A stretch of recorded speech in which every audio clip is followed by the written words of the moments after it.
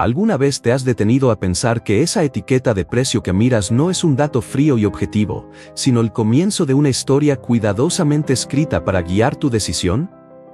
Cada vez que compras algo, desde un café en la esquina hasta un teléfono nuevo, no solo intercambias dinero por un producto. Entras en un relato diseñado para hacerte sentir que ese precio es justo, inevitable, incluso natural. Y sin darte cuenta, esa narrativa influye en lo que eliges, en cómo valoras lo que consumes, y hasta en la manera en que entiendes tu propio esfuerzo y tu tiempo. Reconocerlo no es un ejercicio teórico, es un acto de libertad personal. Porque cada peso que gastas es también una señal de lo que consideras valioso y de la vida que quieres construir. Este libro es una invitación a mirar detrás del telón, a descubrir las técnicas invisibles con las que el mercado nos habla, y a recuperar el poder de decidir con conciencia y sin guiones ajenos. No se trata de desconfiar de cada compra ni de vivir con sospecha, sino de aprender a escuchar lo que el precio intenta contarte, y entonces elegir si quieres creer esa historia o escribir la tuya propia. La próxima vez que veas una etiqueta, ¿te animarás a preguntar qué relato está tratando de venderte?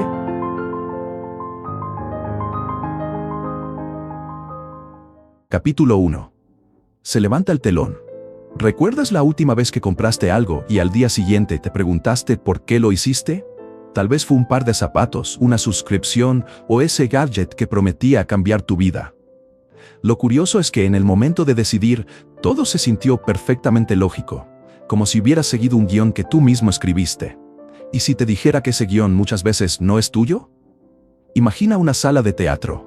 Las luces bajan, una tela cubre el escenario y el público contiene la respiración. En el centro, el mago prepara su acto.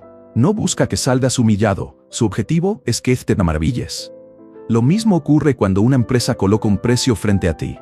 No es solo una cifra, es el primer verso de una historia cuidadosamente trazada para provocar una emoción, para dar sentido, y, con suerte para ellos, cerrar la función con tu billetera más ligera y tu satisfacción intacta.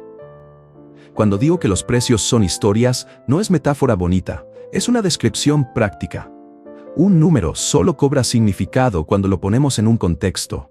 Ese contexto lo construyen imágenes, palabras, comparaciones y silencios. Un precio puede ir acompañado de una etiqueta que dice edición limitada, de una foto que muestra gente feliz, de una oferta que caduca esta noche.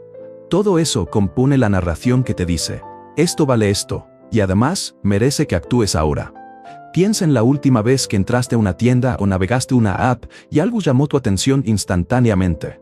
No fue solo el producto, fue la historia que lo rodeaba. Nuevo, más valor por tu dinero, elige el más popular. Es un montaje escénico diseñado para que, antes de que pienses con calma, ya estés sintiendo que el precio es justo. Esa sensación previa a la reflexión es poderosa porque ocupa el espacio donde se gesta la decisión.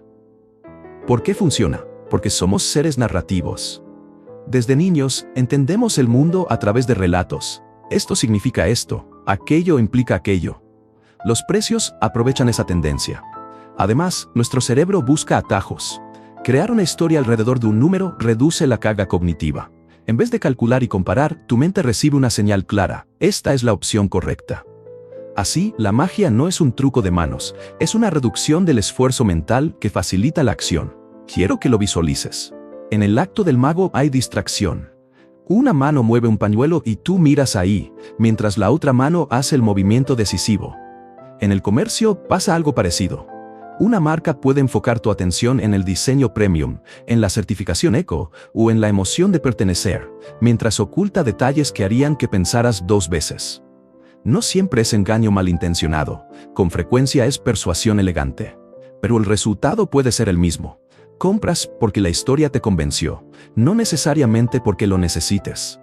Esto tiene consecuencias prácticas.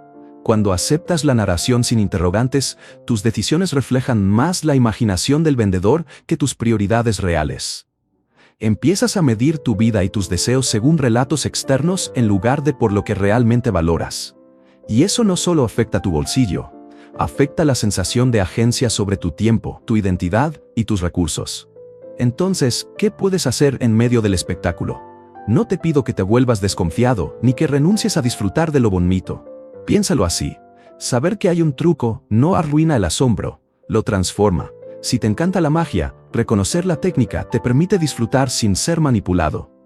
En la práctica, antes de apretar el botón de comprar, respira y nombra en voz baja lo que estás sintiendo: urgencia, entusiasmo, temor a perder la oferta. Cuando lo expresas, la emoción baja de intensidad y la historia pierde algo de su poder. También sirve imaginar que eres el crítico del espectáculo. Observa quién cuenta la historia y con qué intención. ¿Te hablan de ahorro permanente o de una ventana que se cierra en horas? ¿Te ofrecen comparaciones honestas o contrastes que exageran el beneficio? Poner en palabras esas preguntas convierte un impulso en un diálogo interno. Y cuando hay diálogo, existe elección real. Permíteme contarte una escena cotidiana. Un sitio de ventas muestra 3 versiones de un mismo servicio. La intermedia es ostentosa en su diseño, la más barata parece incompleta y la más cara trae detalles que suenan excesivos. Sin que lo notes, te empujan hacia la intermedia, que, curiosamente, es la que deja mayores márgenes a la empresa. No es casualidad, es dramaturgia de precios. Si te das cuenta de que has entrado en esa coreografía, puedes retroceder y decidir si la intermedia resuelve tu problema o si en realidad la barata ya era suficiente para lo que necesitas. A veces la historia que te venden es una promesa de identidad. No compras solo una herramienta, compras ser esa persona que lleva cierto reloj, que trabaja con cierta aplicación o que toma cierto café. Los precios actúan como etiquetas de pertenencia. Y aquí hay una lección humana. La necesidad de pertenecer es legítima y poderosa. Reconocerla te permite decidir si quieres afirmar tu identidad por medio del precio o por otros gestos menos costosos y probablemente más auténticos. Podemos también hablar del lenguaje. Una palabra, una imagen, incluso un silencio pueden darle al precio un peso emocional que no tiene por sí mismo. Oferta por tiempo limitado es más que una frase. Es un pequeño contador que acelera tu ritmo cardíaco. Edición coleccionista suena a exclusividad, y de pronto el número en la etiqueta se siente justificable. La habilidad de estas narrativas está en convertir un cálculo en sentimiento. Cuando un precio deja de ser un número y pasa a ser una promesa, estás ante la mejor versión de la ilusión. Entonces, ¿qué hacer concretamente en el momento en que el telón está a punto de levantarse? Haz una pausa intencional. Observa lo que se dice y lo que no se dice. Nombra la emoción que te atraviesa. Pregúntate si el relato resuelve un problema real tuyo o solo alimenta una narrativa ajena. Si puedes, imagina otra historia que justifique no comprar. Eso te ayuda a afinar tu propia brújula. Y cuando decidas, hazlo con plena conciencia, sabiendo que no estás rechazando la magia por principio, sino ejerciendo tu derecho a aplaudir cuando realmente quieras aplaudir. Quiero dejarte con una pregunta que puedes llevarte en el bolsillo y sacar en cualquier tienda o pantalla. La próxima vez que veas un precio, antes de aceptar la narrativa, pregúntate con honestidad: ¿esta historia habla de lo que yo necesito o habla del resultado que alguien más quiere lograr? Si la respuesta es la segunda, tienes permiso para escribir otro final. Al bajar el telón de este primer acto, recuerda algo simple y potente. Conocer la técnica no te roba el asombro, te devuelve la autoría sobre tus decisiones. No eres el público pasivo de una función que dictan las marcas. Eres, si aceptas entrenarte un poco, el espectador que aplaude con sentido, que elige y que, sobre todo, mantiene la última palabra. ¿Listo para ver el truco con nuevos ojos? Capítulo 2. La primera palabra. Fijando el ancla mental. ¿Cuál fue la primera cifra que viste la última vez que pensaste en comprar algo importante? Piénsalo un segundo. No el precio que terminó en tu recibo, sino el primer número que apareció en tu pantalla o en el escaparate. Esa primera cifra tiene una fuerza extraña y silenciosa. Actúa como un ancla. Imagina por un momento un ancla real, de las de barco. Cuando la lanzas al agua, todo lo que está alrededor empieza a girar en torno a ese punto fijo. La primera cifra que ves hace exactamente lo mismo con tu mente. Arrastra tus expectativas, tus comparaciones y hasta la forma en que sopesas los pros y los contras. No es magia, es atajo mental. Los seres humanos no nacimos para calcular precios con paciencia cada vez que nos enfrentamos a una decisión. Nuestro cerebro busca señales rápidas que le simplifiquen la tarea. La primera cifra funciona como una de esas señales. Es un punto de referencia que hace de brújula, aunque no siempre apunte al norte. Piensa en un teléfono nuevo. Si el primer precio que encuentras es muy alto, tu mente ajusta todo lo demás a ese horizonte. Una oferta que, vista aisladamente, podría parecer cara, de pronto se siente razonable porque la comparas con ese primer número grande. Si en cambio, lo primero que viste fue una oferta del tipo modelo básico por menos, todo lo demás empezará a verse como un aumento. El punto de partida cambia la historia. Lo mismo pasa con departamentos en barrios de moda. Si lo primero que ves al buscar vivienda es un precio astronómico para un monoambiente, tu percepción del mercado entero se inclina hacia arriba. Los alquileres parecen más caros no siempre porque hayan subido, sino porque tu ancla mental ya fue colocada en una altura mayor, y entonces sin darte cuenta aceptas que esa sea la norma. Hay algo casi ritual en cómo se plantea esa primera cifra. Aparece como precio sugerido, como desde, o como la opción más visible en una página web. Ese formato no es accidental. Está diseñado para fijar una marca primero, antes de que tu juicio racional tenga tiempo de activarse. Es la primera palabra de la conversación que vas a tener con ese producto. ¿Por qué no la cuestionamos más seguido? Porque funciona en la sombra. No duele, no llama la atención. Te entrega una sensación de referencia y continuidad. Si algo parece estar dentro de ese rango, se siente normal. Y lo normal es fácil de aceptar.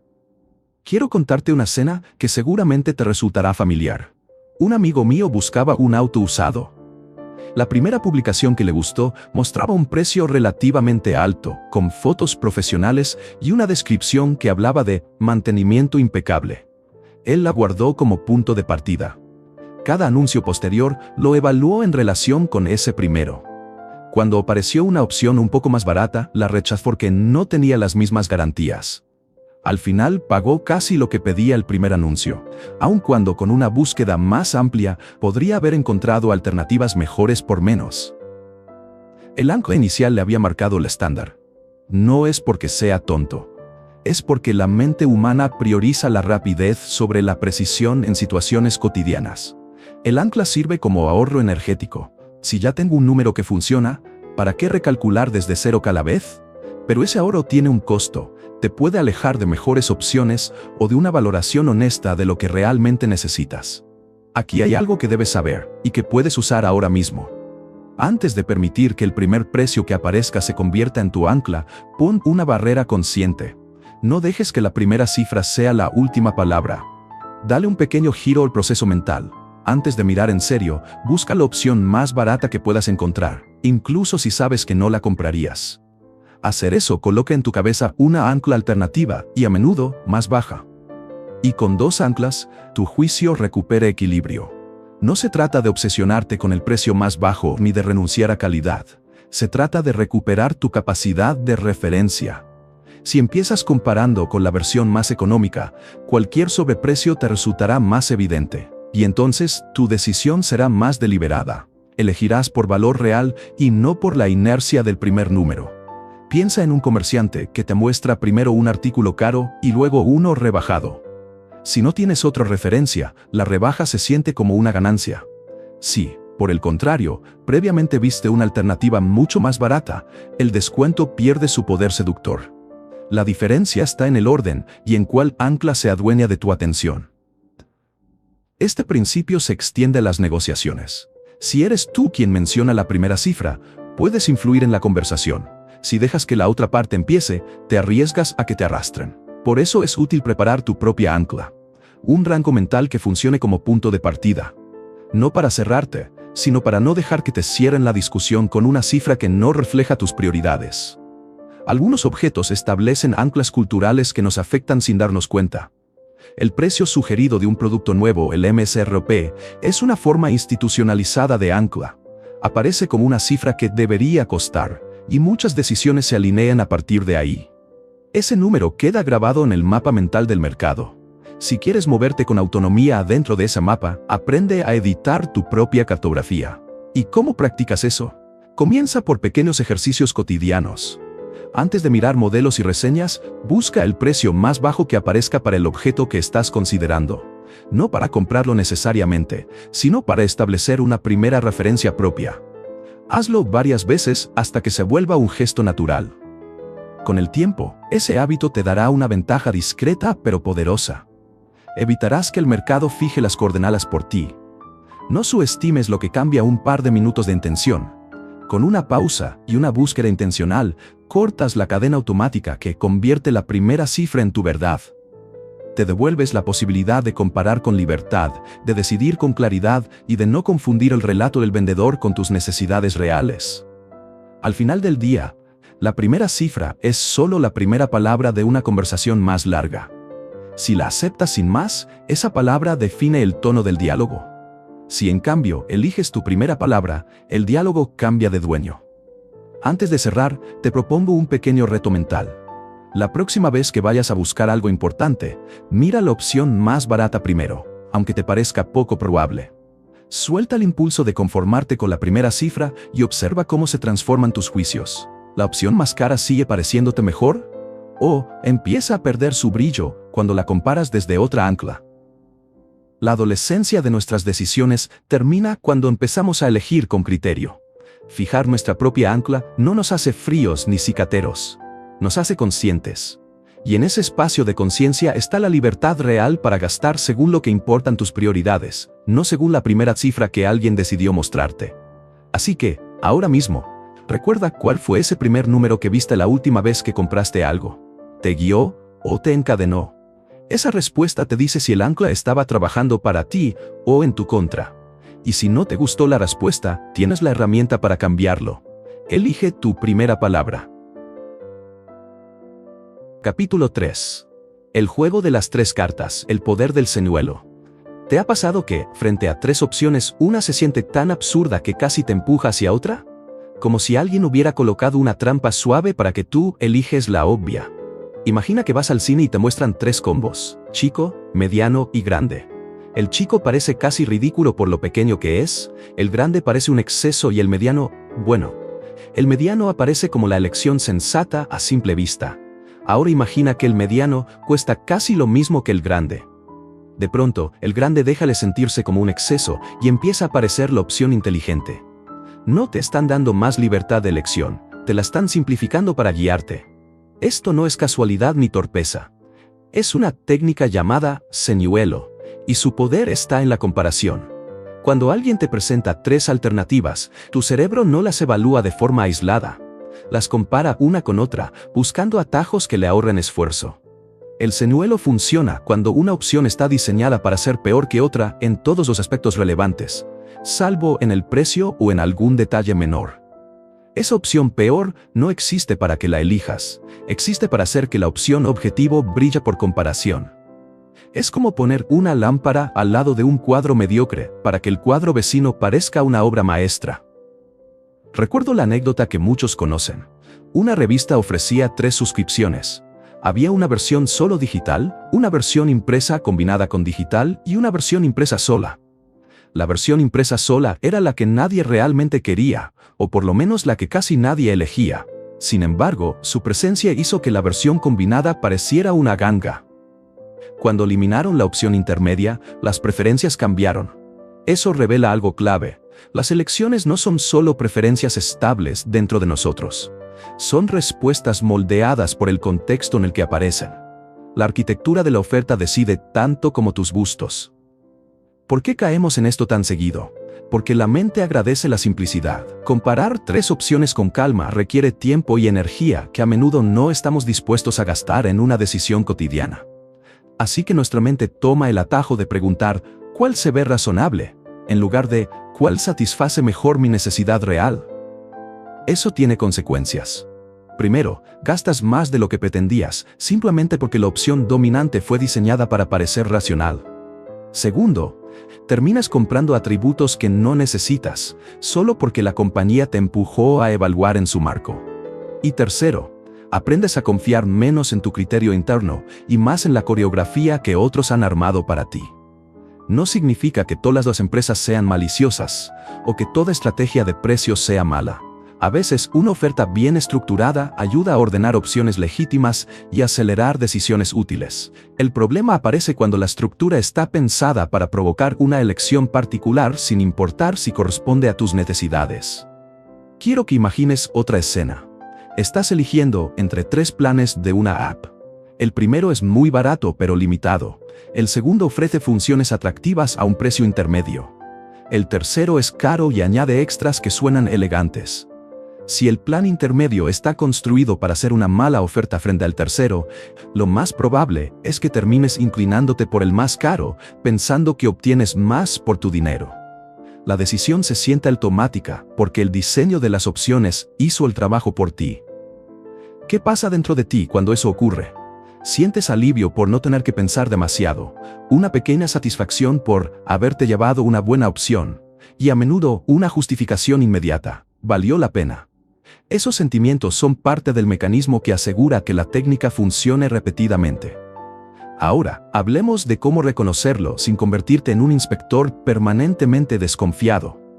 La primera señal aparece cuando una de las opciones se siente innecesariamente extrema o inútil. Si una alternativa queda como un recurso solo para que otra luzca mejor, es probable que estés frente a un señuelo. Una forma muy simple de desenmascararlo es quitar mentalmente la opción que te parece diseñada para confundir y comparar las otras dos en serio. Si al hacerlo la mejor opción pierde su brillo, has identificado el truco. Cuando lo comprendes, tu elección deja de ser la reacción automática al contexto y se vuelve una decisión deliberada. Otro rasgo del señuelo es la asimetría intencional. La opción señuelo está dominada por la opción objetivo en casi todo, excepto en un aspecto menor que la hace parecer relevante para alguien distraído. Ese pequeño detalle es la palanca psicológica. Distrae y justifica el resto. Una vez que miras solo los elementos que realmente ves útiles, la palanca deja de sostener la ilusión. Te preguntarás, ¿esto tiene algo que ver con negociar o con ahorrar dinero a gran escala? Sí, mucho. Si eres quien ofrece o negocia precios, entender el efecto de señuelo te da ventaja para presentar opciones de forma más honesta y efectiva. Si eres quien compra, entenderlo te protege de decisiones inducidas. Pensemos en la vida cotidiana, los combos de comida, las membresías, los paquetes de seguro, los planes de telefonía. En todos esos lugares la estructura puede inclinarte hacia una alternativa sin que tú lo notes. Y en todos esos lugares, una pausa breve para cuestionar el contexto puede cambiar tu resultado final. Quiero proponerte algo práctico pero integrado en la conversación. La próxima vez que te enfrentes a 3 opciones, regálate una pequeña prueba mental. Imagina que solo existen la opción más barata y la más cara, y decide cuál cumpliría mejor tu necesidad. Si la versión que parecía mejor en el cuadro de 3 resulta menos convincente en esa comparación, entonces supiste reconocer el señuelo. No se trata de desconfiar de todo ni de volver la compra en una batalla. Se trata de recuperar la agencia sobre lo que valoras y por qué lo pagas.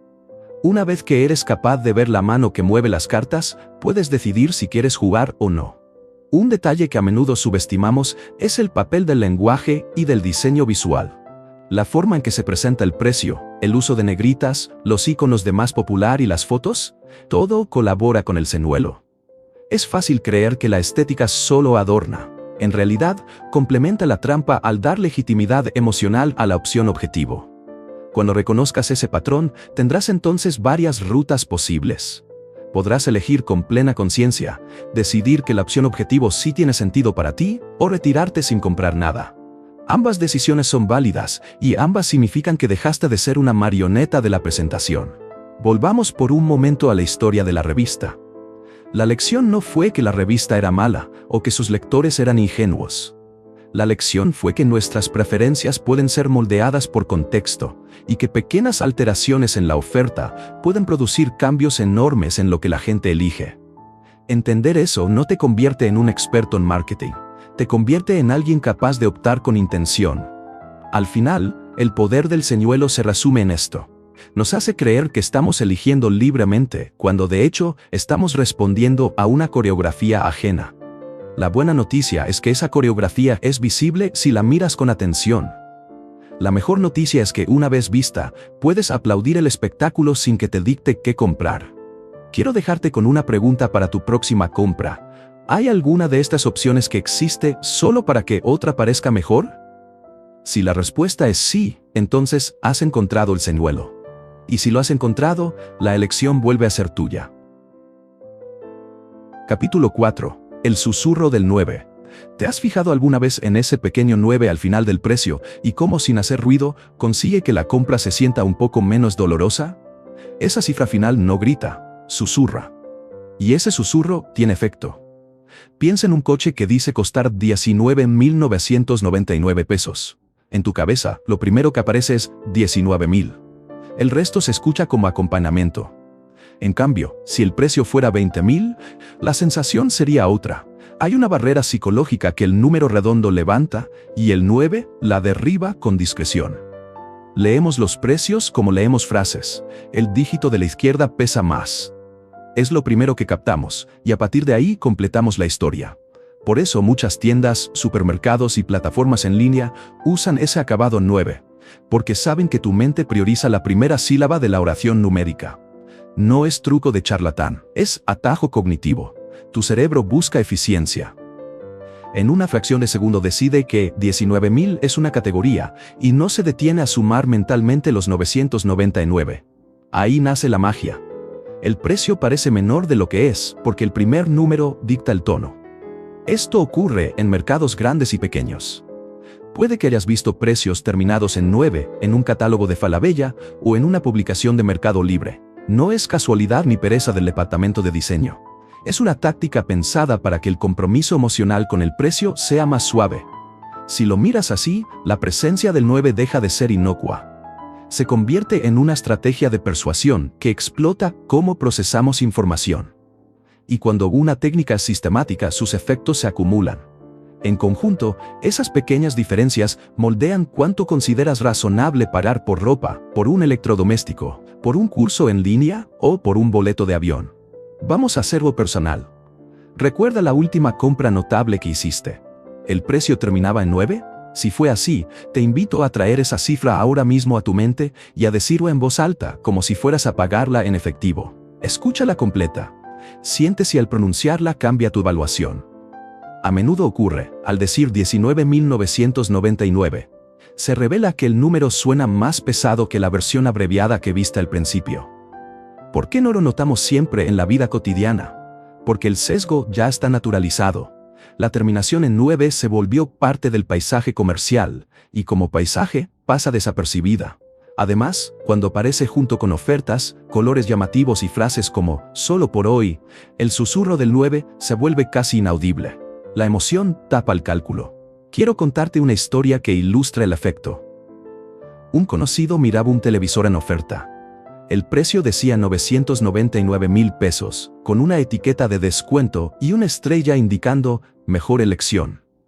Él sintió que estaba consiguiendo un trato.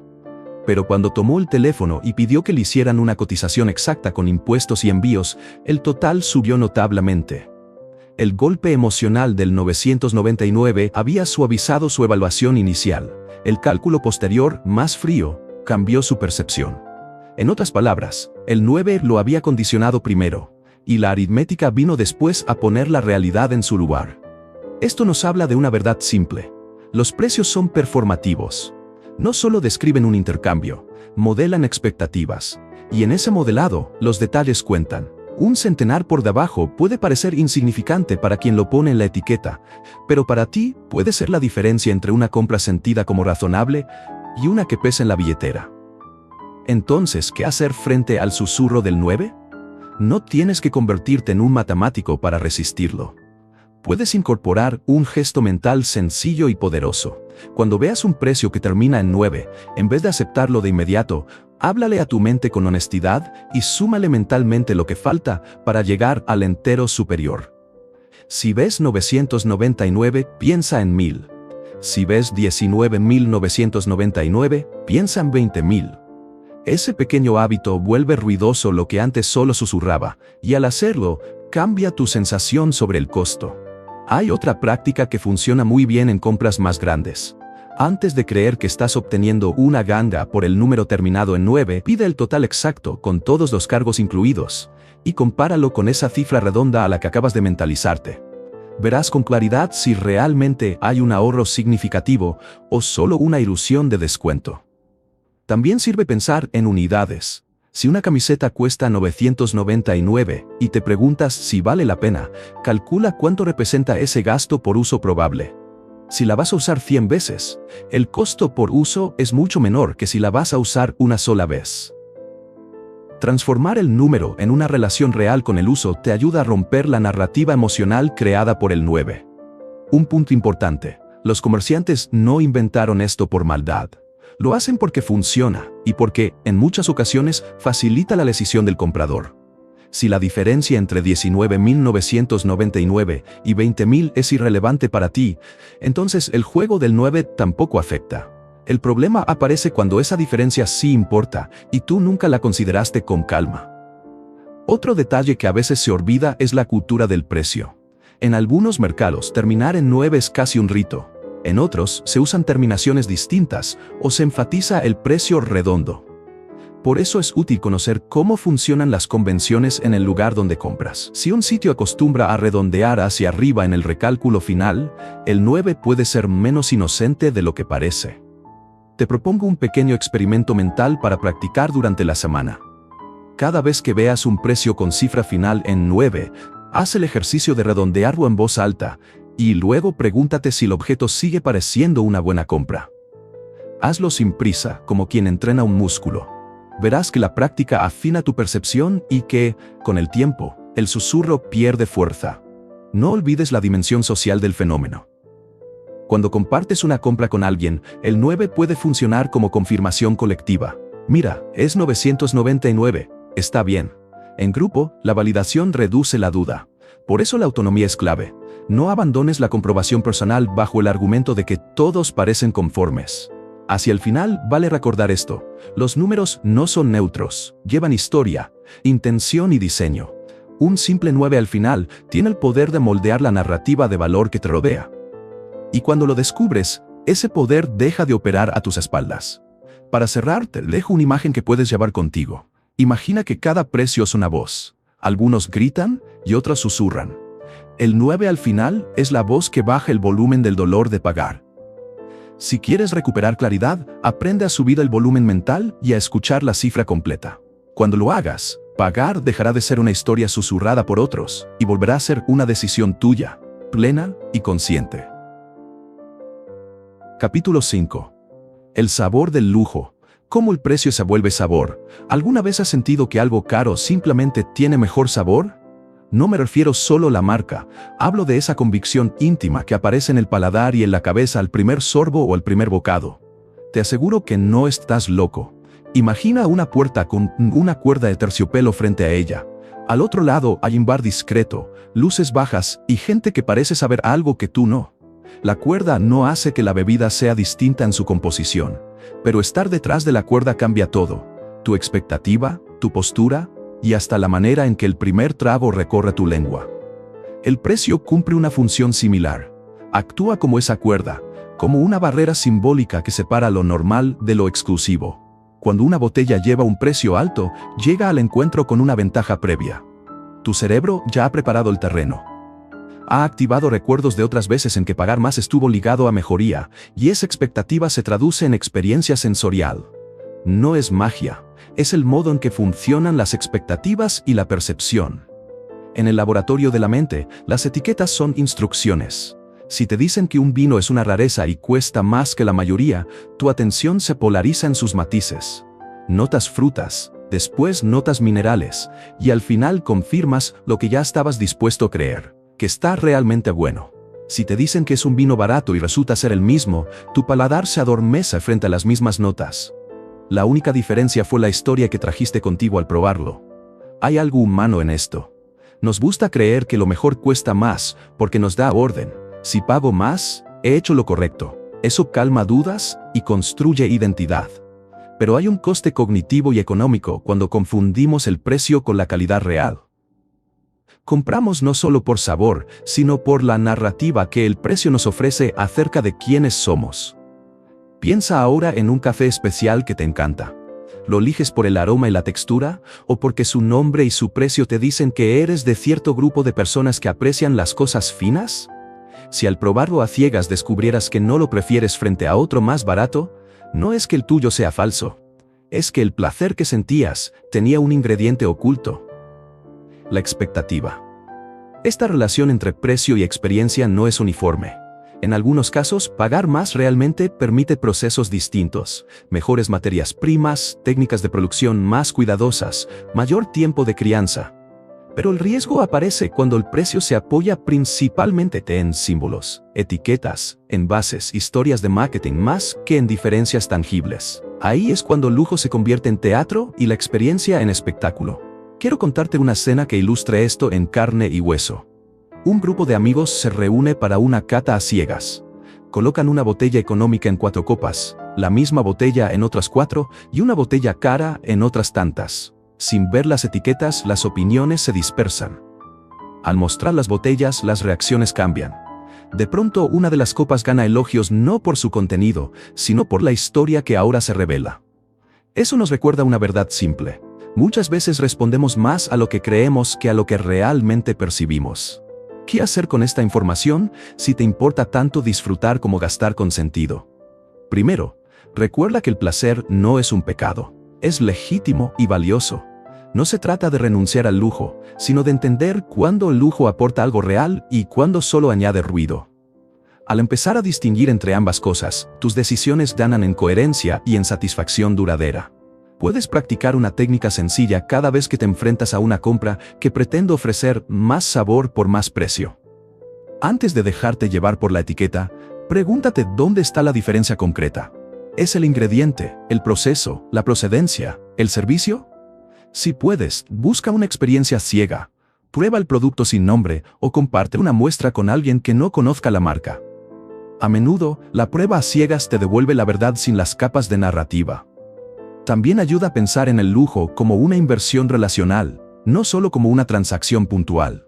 Si pagar más te conecta con una experiencia que de verdad valoras, una cata guiada, una comida preparada con intención, una historia que enriquece tus recuerdos, entonces el precio forma parte de algo más grande, lo que te llevas en la memoria. Si, en cambio, el precio solo compra una etiqueta, pregúntate si eso es lo que realmente necesitas para sentir placer. Hay otro ángulo que te interesa, el control. Al reconocer que parte de tu placer viene del precio, recuperas la capacidad de modularlo. Puedes elegir pagar por la historia cuando esa historia es parte del disfrute. O puedes buscar alternativas económicas que con el contexto correcto, una comida con amigos, una playlist adecuada, una puesta de sol, produzcan placer igual de grande por menos dinero. No subestimes la importancia del ritual. Beber algo caro en una situación apresurada no suele producir la misma satisfacción que saborearlo con quietud. A veces la percepción de calidad mejora solo porque dedicamos atención. Si planificas un momento con intención, incluso un vino modesto puede convertirse en una experiencia memorable.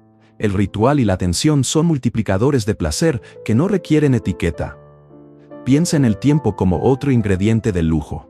Un tequila viejo que reposó años contará con matices complejos, pero esos años también representan costes y decisiones. Si valoras esa complejidad, pagar más tiene sentido. Si valoras la compañía y la conversación más que la complejidad en copa, quizá prefieras destinar tu presupuesto a sostener encuentros que no dependen del precio de una botella. Quiero invitarte a un pequeño experimento esta semana. Elige algo que suelas comprar por la categoría de lujo y prueba su versión más accesible en un contexto cuidado. Buena compañía, música que te guste, tiempo para saborearlo. Observa si la diferencia de satisfacción se reduce. Si se reduce mucho, habrás aprendido algo valioso sobre lo que realmente te satisface. Si no se reduce, entonces confirma que en ese caso específico, el precio compra algo que para ti vale la pena. Al final, la pregunta que te dejo es la que quizás ya intuías. Piensa en un producto caro que amas. ¿Es su calidad verdaderamente superior o es el precio lo que le da parte de su sabor? Responder con honestidad a esa pregunta te devuelve autoría sobre tu consumo. Cierra los ojos un momento y recuerda la última vez que algo caro te conmovió. ¿Fue el objeto en sí o la historia que lo acompañó la que creó el momento? Si puedes separar esos dos elementos, habrás aprendido a distinguir entre el lujo que nutre y lujo que solo decora. La buena noticia es que puedes seguir disfrutando del lujo sin perder la libertad. Al comprender cómo el precio moldea tu experiencia, eliges con mirada clara. Puedes aceptar la cuerda de terciopelo cuando realmente quieras entrar y apartarla cuando prefieras quedarte en la calle y disfrutar de la noche de otra manera. En ambos casos, el placer será tuyo y no simplemente el eco de una etiqueta. Capítulo 6. El subidón del cazador, la adicción a la oferta. ¿Recuerdas esa sensación de encontrar un precio que parece demasiado bueno para ser verdad? Un pellizco en la barriga, una descarga rápida de alegría, casi como si hubieras ganado algo. Esa sensación tiene nombre, aunque no siempre la pongamos en palabras. Es el subidón del cazador. Funciona así, porque, en el fondo, nuestro cerebro sigue siendo un cazador. Hace miles de años encontrar comida o una presa significaba supervivencia. Hoy, cuando ves una oferta, ese mismo mecanismo se activa, pero en lugar de carne o fruto, buscas una promesa de valor escondida detrás de un descuento. La recompensa es la misma. Un pico de dopamina que te hace sentir vivo, eficaz y afortunado. Las tiendas y las plataformas lo saben. No solo venden el producto, venden la sensación de haberlo conseguido. Ponen precios tachados, temporizadores, etiquetas de oferta relámpago y todo un ritual que simula caza y recompensa. El evento de ventas se convierte en campo de caza. Si llegas primero, ganas. Si no, te quedas con la sensación de pérdida. Eso explica por qué semanas como el Buen Fin generan tanta energía. No es solo que haya descuentos, es la multitud, la música, los anuncios, el contar atrás del reloj. Todo colabora para convertir una transacción en una experiencia emocional. Y la emoción puede eclipsar la razón. De pronto compras más porque la sensación lo merece, aunque el descuento no sea tan grande como parece. ¿Has sentido alguna vez que compraste algo porque era una ganga y luego te arrepentiste? No estás solo. La vivencia de la oferta es a menudo más potente que el ahorro real. El dinero que crees haber salvado se transforma en una recompensa psicológica inmediata. Esa recompensa tiene poder de adicción. Cuanto más la buscas, menos importa el valor objetivo del producto.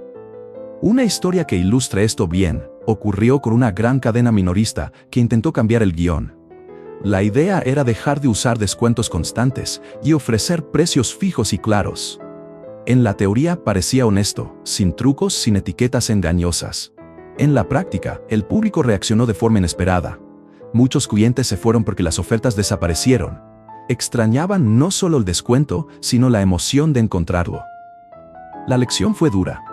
En mercados donde la cultura del descuento está arraigada, quitar la sensación de caza sin reemplazarla por algo equivalente puede ser contraproducente. ¿Por qué nos engancha tanto la caza? Porque nos da sensación de control en un mundo incierto. Una rebaja nos hace creer que somos inteligentes, que supimos detectar valor donde otros no. También alimenta el miedo a quedarnos fuera. Si todos están comprando algo con descuento, quedarnos al margen duele. Ese miedo, combinado con la recompensa, crea un mecanismo potente para repetir conductas. Entonces, ¿cómo no caer en esa trampa sin renunciar a disfrutar una buena oferta? Primero, respira antes de comprar. Cuando algo te provoca ese pellizco de emoción, haz una pausa y pregúntate con calma. Si este producto costara este precio siempre, ¿aún me apresuraría a comprarlo? Esa pregunta es una pequeña prueba de realidad. Si la respuesta es no, probablemente el impulso viene más por la oferta que por la necesidad real. Imagina que la oferta se va, pero tu necesidad sigue ahí mañana. Si realmente lo necesitas, el precio del día siguiente no te haría sentir que perdiste algo esencial. Si por el contrario la urgencia desaparece, eso te dice algo importante sobre tus motivos. Esa reflexión calma el pulso y te devuelve la capacidad de elegir con criterio. Quiero que visualices otra escena. Entras a una tienda donde todo parece estar en oferta. Los carteles gritan descuentos y la música sube el ritmo. Sientes que el tiempo apremia. En ese contexto, comprar parece heroico. Pero si te detienes y miras con distancia, a menudo verás que muchos de esos descuentos se aplican a productos que no cambiarán tu vida. El acto heroico era, en realidad, ceder a una emoción ajena. Hay tácticas que las empresas usan de forma recurrente para maximizar ese efecto. Presentan ofertas por tiempo limitado para activar el miedo a la pérdida. Muestran un precio anterior elevado y uno nuevo rebajado para que la comparación te genere la sensación de ahorro. También crean eventos colectivos, solo hoy o solo para los primeros, que amplifican la urgencia social. No todas esas tácticas son maliciosas. Muchas son herramientas de mercadotecnia que funcionan porque captan mecanismos psicológicos básicos. Conozcamos las herramientas y decidimos cuándo queremos responder a ellas. Un ejercicio útil es transformar la sensación en información. En vez de dejarte llevar por el subidón, conviértalo en un dato que inspecciones. ¿Cuánto te emociona esa oferta? por qué lo hace y qué tanto resolvería tu necesidad real son preguntas que traducen la emoción en juicio. Si eres capaz de poner palabras a lo que sientes, la emoción pierde parte de su poder manipulador. Otra estrategia consiste en convertir la compra impulsiva en una promesa diferida. Si algo te parece irresistible, di en voz alta: si aún lo quiero mañana, vuelvo por él. Esa simple frase pone tiempo entre el impulso y la acción. A veces, la mayoría de las compras por impulso se enfrían con el reposo de unas horas o un día. Y si al día siguiente sigues sintiendo que lo quieres, por lo menos tu decisión estará menos contaminada por el impulso. Hablemos también de la economía emocional de comprar por ofertas. Cada vez que compras algo por el subidón, no solo gastas dinero, gastas atención, espacio mental y a veces tiempo que podrías dedicar a otras cosas. El costo no siempre es solo monetario. Reconocer eso te ayuda a evaluar si la recompensa valió la pena. La historia de quienes logran controlar ese impulso revela algo interesante. No se trata de privarse de ofertas para siempre. Se trata de crear reglas personales que preserven el disfrute sin sacrificar la autonomía. Algunas personas deciden reconectar la compra con un propósito, comprar solo cuando algo soluciona un problema concreto o cuando aporta claramente más valor que cualquier alternativa. Otras, más flexibles, establecen límites de gasto mensuales para capear la tentación sin perderse de la experiencia social de un buen descuento. Si eres vendedor o negocias con clientes, entender este mecanismo te transforma. Puedes diseñar experiencias que respeten al comprador en lugar de explotarlo. Ofrecer valor claro, transparencia con los descuentos y tiempos razonables para decidir construye confianza a largo plazo, que al final es más rentable que la compra impulsiva de hoy. Cuando la historia que se cuenta alrededor de la oferta es honesta, la relación con el cliente se sostiene más allá del pico de dopamina. Antes de cerrar, quiero que hagas un experimento esta semana. La próxima vez que sientas ese cosquilleo por una oferta, di la pregunta en voz alta: si este artículo costara este precio siempre, ¿aún me apresuraría a comprarlo? Escucha la respuesta y deja que guíe tu decisión. Si la respuesta es sí, compra con gusto y sin culpa. Si es no, celebra haber ganado una pequeña batalla por tu libertad de elección. Al final, la idea no es demonizar el placer de conseguir una buena oferta. El placer es humano y valioso.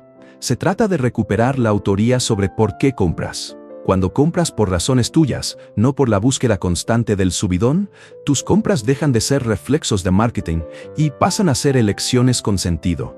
Recuerda esto: la emoción de la oferta es real y poderosa, pero no es un juez infalible de valor.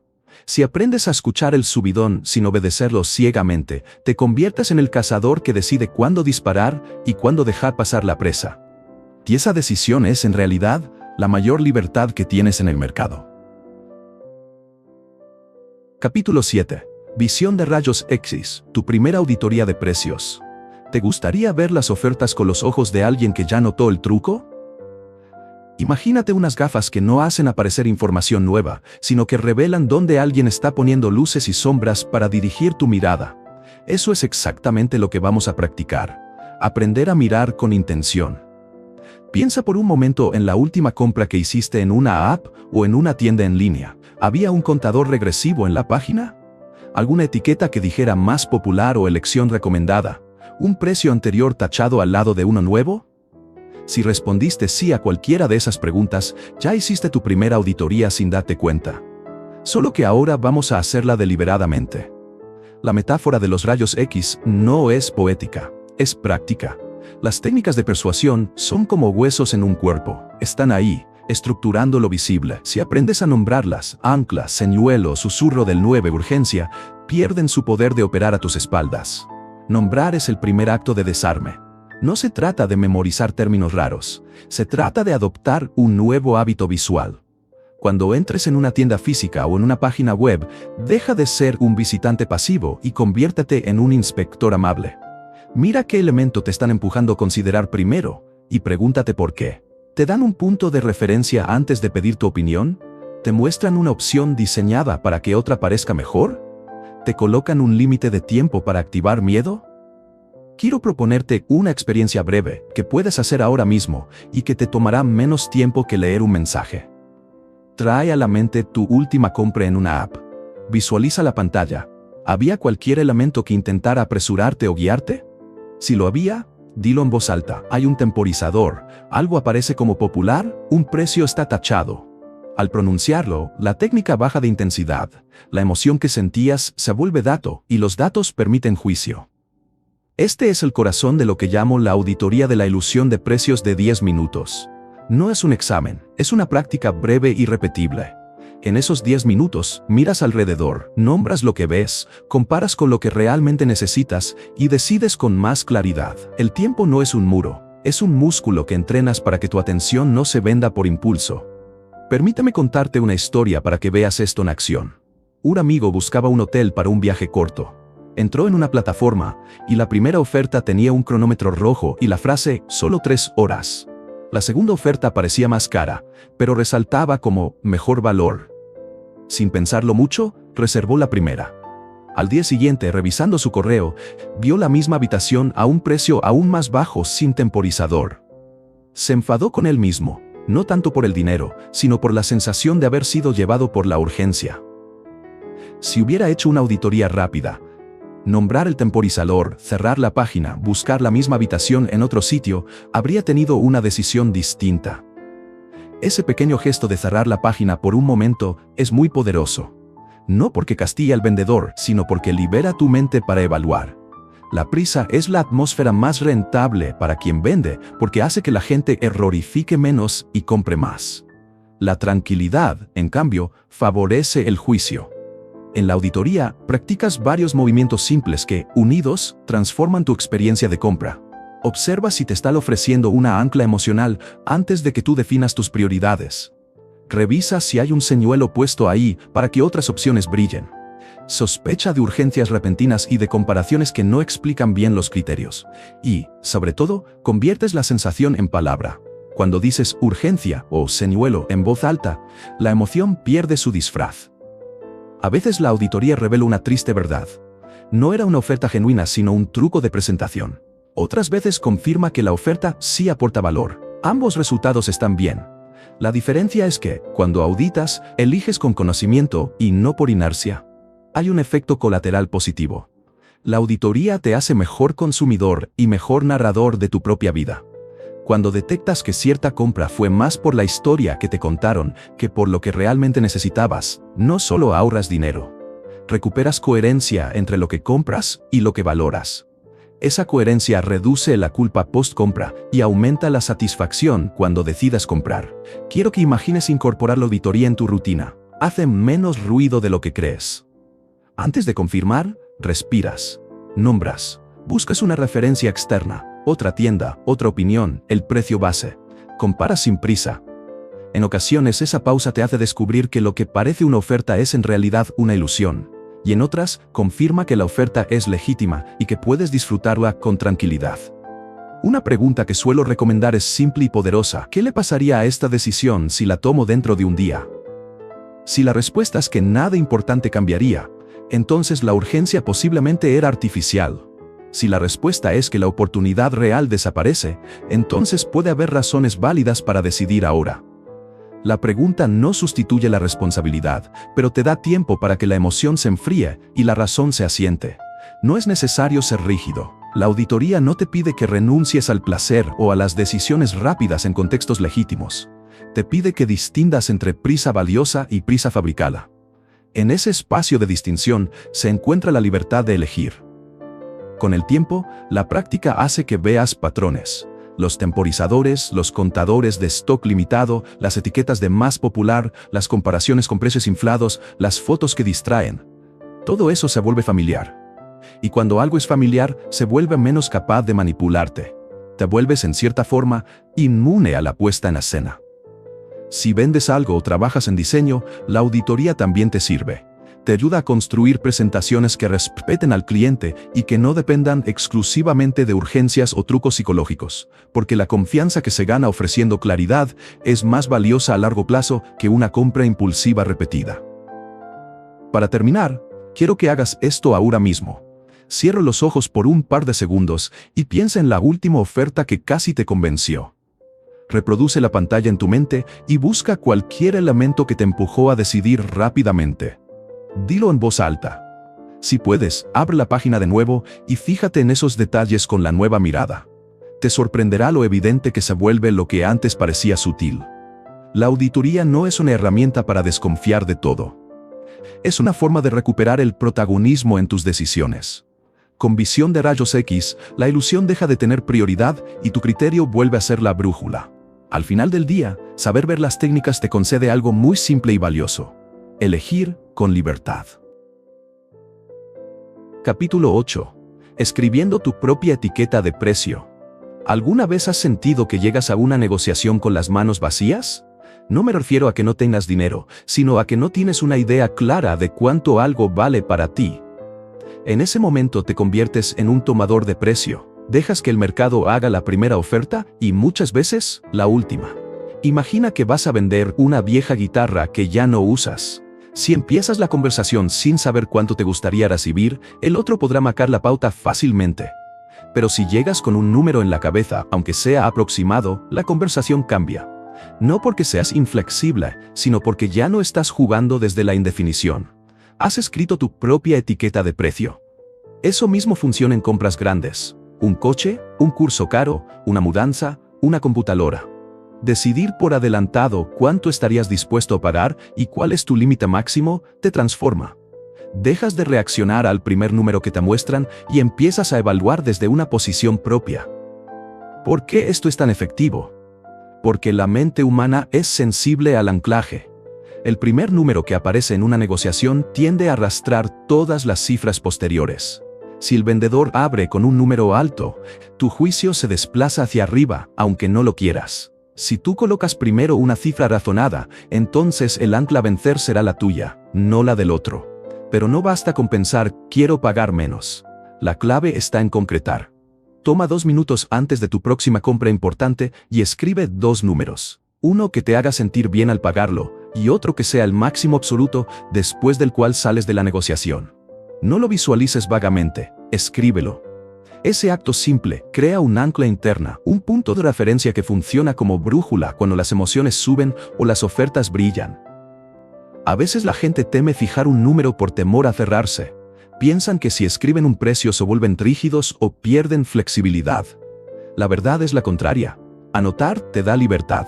Porque cuando ya tienes tu cifra puedes negociar con creatividad. Buscas concesiones en tiempo, en extras, en forma de pago. Tu número no es una jaula, es un faro que orienta la conversación. Recuerdo una negociación donde esto cambió todo. Una amiga necesitaba contratar a alguien para renovar su cocina. Al principio se sentía insegura y aceptaba sugerencias sin discutir precios. Le propuse el pequeño ejercicio de escribir su precio justo y su precio de salida. 2 minutos después tenía claridad. En la reunión con el proveedor pudo explicar qué le importaba y ofrecer alternativas. No solo logró un mejor precio, obtuvo acabados que realmente quería sin pagar por lo que no necesitaba. La diferencia no fue la habilidad de regateo del proveedor, fue la claridad de su propio criterio. Al escribir tus números, presta atención a lo que cada cifra representa para ti. El número con el que te sentirías bien es diferente del máximo absoluto. El primero es una zona de confort, el segundo una línea roja. Entre ambos hay espacio para negociar sin traicionarte. Cuando la conversación te lleve cerca de esa línea roja, tendrás la autoridad para retirarte sin culpa. Este proceso también sirve para compras online. Antes de entrar a ver ofertas, define tu precio justo. Si ves un descuento, compara con lo que habías escrito, no solo con el precio original que la tienda exhibe. Eso evita que caigas en trampas emocionales donde el descuento parece un regalo cuando en realidad te aleja de lo que realmente necesitabas. Existe una ventaja adicional. Escribir tus precios te hace responsable. Cuando pones tinta sobre papel o en una nota del teléfono, tu cerebro lo percibe como un compromiso pequeño pero real. Esa realidad reduce la post-compra impulsiva y la ansiedad por «habré elegido bien», porque ya actuaste desde una decisión previa, no desde el impulso del vendedor. También vale la pena hablar del valor, que no es lo mismo que el precio. Cuando escribes tu etiqueta, piensa en valor en términos prácticos. ¿Qué problema resuelve esto para mí?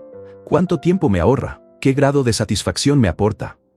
A veces un mayor precio está justificado por beneficios reales, garantía extendida, soporte, duración.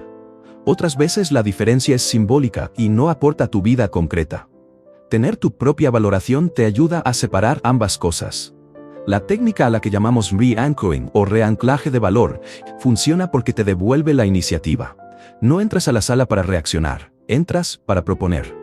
Puedes presentar tu número como un punto de partida abierto. Mi presupuesto pensado para esto es X.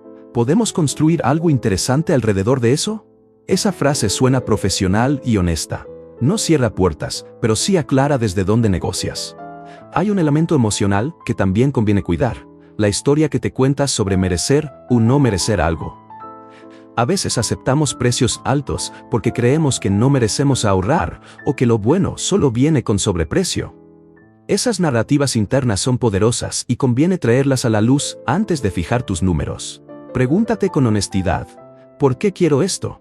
¿Qué significa para mí pagar este precio? La respuesta influirá en cuánto estás dispuesto a ofrecer y cuánto en serio tomarás tu propio límite. Otra ventaja práctica de escribir tu etiqueta es que te ayuda a negociar sin ansiedad. Cuando sabes cuál es tu precio justo y cuál es tu precio de salida, la conversación se vuelve menos emocional. Puedes escuchar propuestas, pedir tiempo y comparar sin sentir que estás perdiendo algo valioso. Y si decides retirarte, no lo haces por impulso, lo haces por coherencia con tus criterios. También te sirve para decisiones colectivas. Si vas a comprar algo con otras personas, propón un proceso donde cada quien comparta sus límites antes de mirar ofertas. Eso evita que la dinámica de grupo impulse una compra que solo uno quería, o que la presión social empuje a gastar más de lo planeado. La transparencia temprana protege los acuerdos posteriores. Un detalle que no es menor. La forma en que presentas tu número importa. Decir, quiero gastar lo menos posible, no comunica nada. En cambio, decir para lo que busco, considero justo pagar X. Clarifica expectativas y abre la puerta a soluciones creativas. Ese lenguaje demuestra que no estás rechazando la negociación, estás proponiendo una base razonada. Si en algún momento te cuesta fijar una cifra, usa referencias. Busca precios reales de artículos o servicios equivalentes y ajustalos a tu contexto. No se trata de emular al mercado ciegamente, sino de construir una opinión informada. La investigación breve añade precisión y confianza. Y no te preocupes si tus números cambian. A medida que obtienes información, puedes ajustar tu precio justo y tu precio de salida. Eso es parte del proceso. La flexibilidad informada es más poderosa que la indecisión por falta de criterio. Antes de cerrar, quiero proponerte un ejercicio concreto integrado en tu día a día. Piensa en la próxima compra importante que tienes por delante. Párate, toma un papel o tu nota en el teléfono y escribe 2 cifras, la que te dejaría satisfecho y la que te haría decir adiós. Hazlo en 2 minutos. Ahora guarda esa nota y llévala contigo a la negociación o a la búsqueda. Verás cómo cambia la conversación y, sobre todo, cómo cambia tu sensación de control. La última lección es simple pero profunda. Escribir tu propia etiqueta de precio te convierte en autor de tus deseos, no en lector pasivo de los relatos que otros te cuentan. Cuando defines qué significa buena relación entre precio y valor para ti, tus decisiones dejan de ser maniobras reactivas y se convierten en actos deliberados. Y en un mercado que enseña a persuadirnos a cada paso, esa deliberación es un acto de libertad.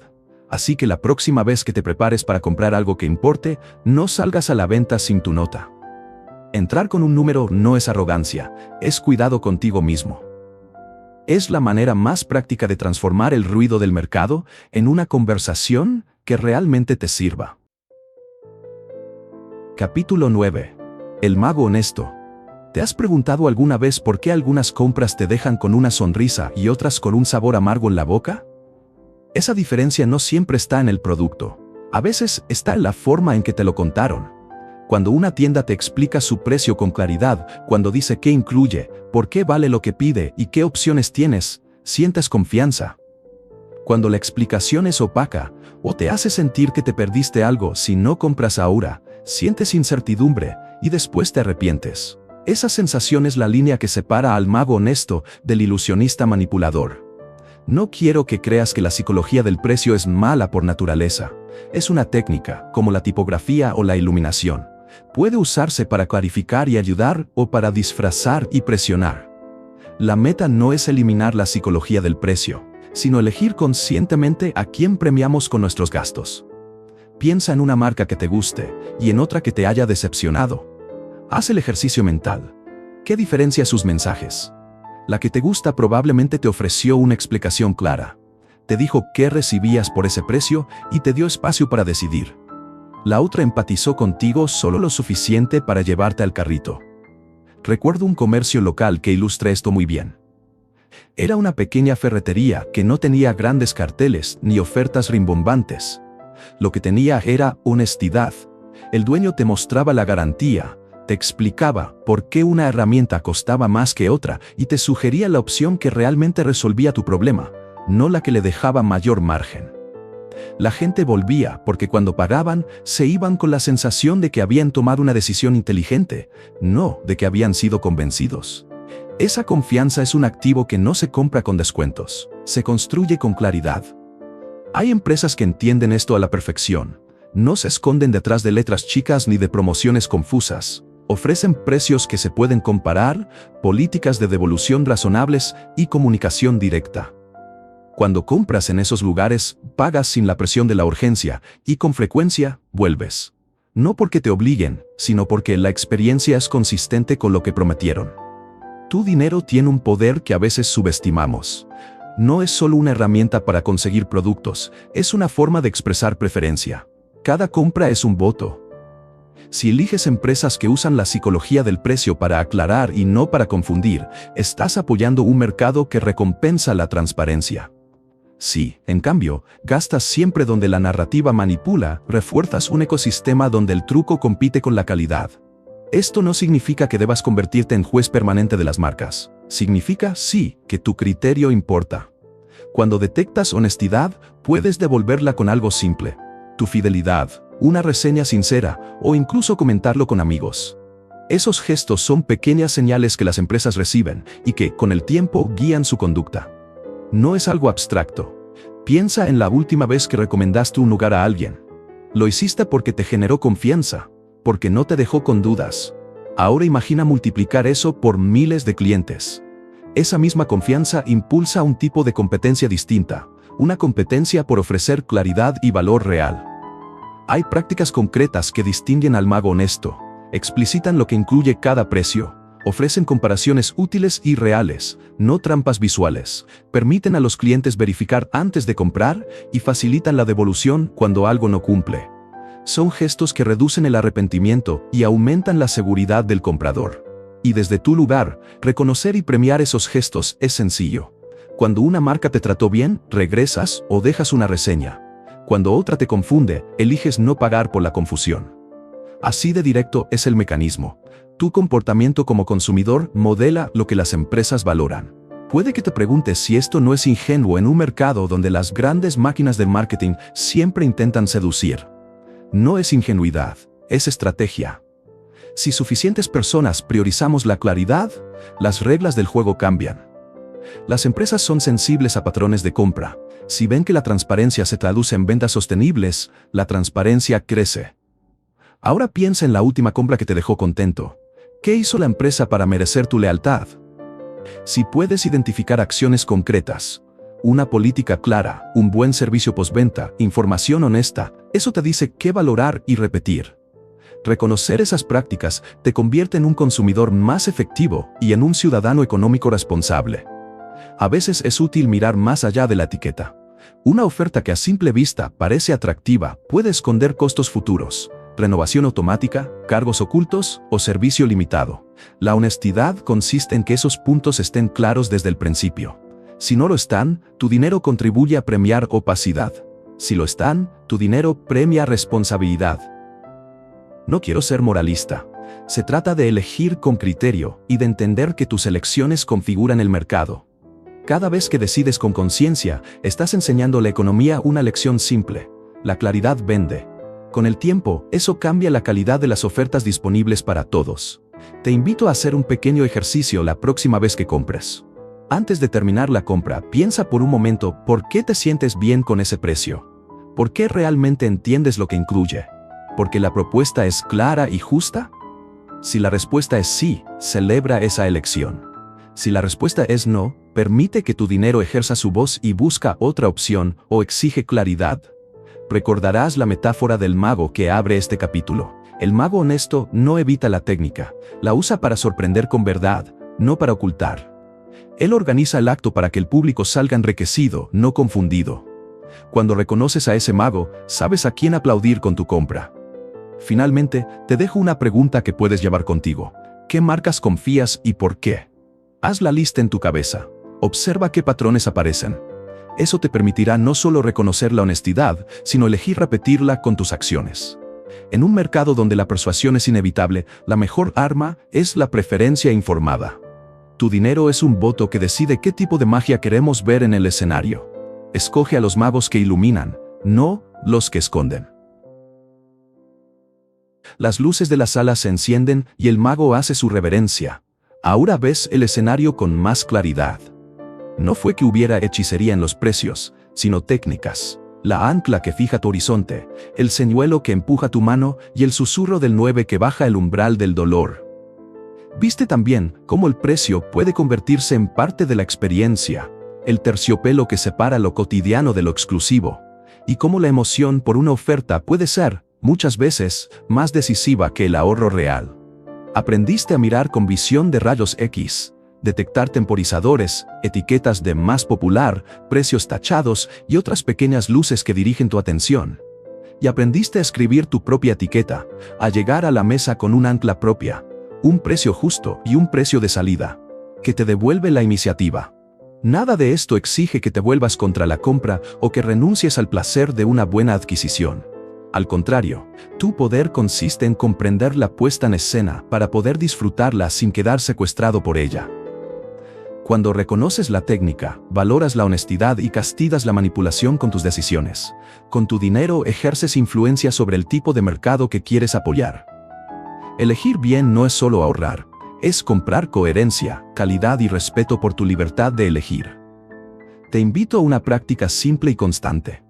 La próxima vez que veas una etiqueta, no preguntas únicamente ¿cuánto cuesta? Pregunta primero, ¿qué historia intenta contarme este precio? Y después, con calma, valida los datos. Haz la auditoría breve, nombra lo que ves, escribe tu propio ancla y decida desde ahí. Si una marca merece tu confianza, recompénsala. Si no, explora otras opciones. Con esos hábitos, conviertes la sorpresa en criterio y la emoción en decisión consciente. Al final, la lección es una mezcla de curiosidad y autoridad.